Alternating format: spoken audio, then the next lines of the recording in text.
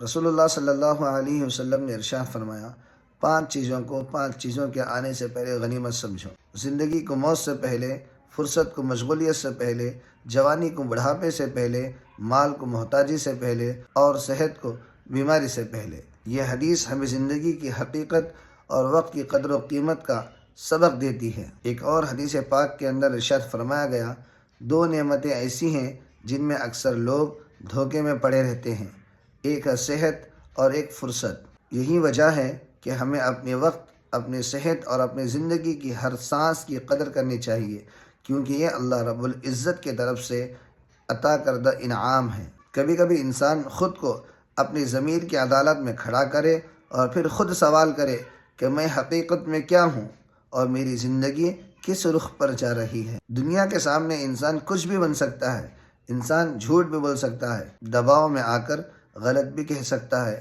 حتیٰ کہ رشوت بھی لے سکتا ہے، مگر دل وہ واحد گواہ ہے جو کبھی رشوت قبول نہیں کرتا۔ دل ہمیشہ سچی گواہی دیتا ہے اور وہ صاف صاف بتا دیتا ہے کہ تم کتنے پانی میں ہو۔ انسان چاہے دنیا کے سامنے اپنے آپ کو کچھ بھی ظاہر کرے، مگر حقیقت میں اس کی اصل پہچان اس کا دل ہی کراتا ہے۔ اگر آپ اپنی حقیقت جاننا چاہتے ہیں تو دنیا سے نہیں، لوگوں سے نہیں، بلکہ اپنے دل سے پوچھو، وہی تمہیں اپنا اصلی چہرہ دکھائے گا۔